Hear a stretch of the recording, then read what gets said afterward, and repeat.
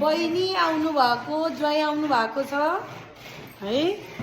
अघि नै चाहिँ नि हाम्रो एकदमै लेट भयो भिडियो बनाउन सक्छ एभ्रीवान आज हाम्रो मामुको घर भदैनी ज्वाइँ आउनु भएको छ मेरो ज्वाइँ र बहिनी यिनीहरूको के डिस्कसन भइरहेको मलाई यो कुरा यो युकेदेखि नै यो कुरा उहाँहरूको हुँदै आएको हाल्छ नि होइन र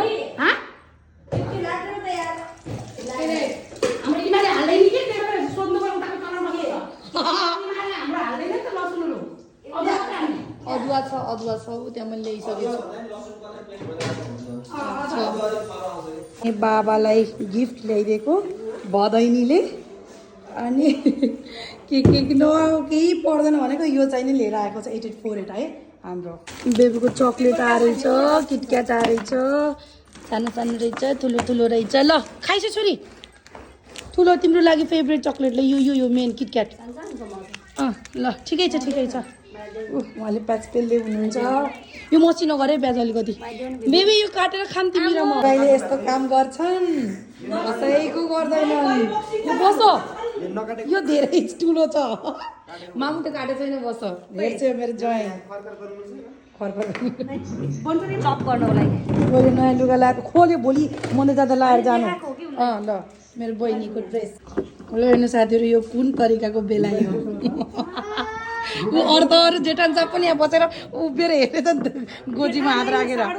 साडु हो ल माई गड मोमो बेल्ने तरिका यो होटल म्यानेजमेन्टको ट्रिक हो क्या आइडिया नै आज हामीले खाने अलिकति बनाएको थोरै बाबु चिप्लिन्छ तिल हाल्ने मोमो चाहिने रेडी भइसकेको छ अब चाहिने खानु ओके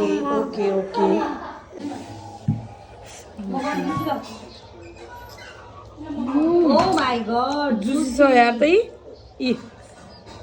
खै त झरेन त प्लेटमा झरिसक्यो त यहाँ छ हाल्नु न म हाल्दैन म खान्छु कति हाल्ने हो जति हाल्छ हाल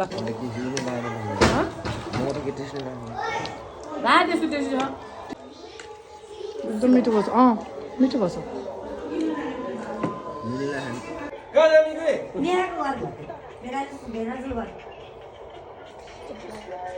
सीधा भ्यू डाल्न छन्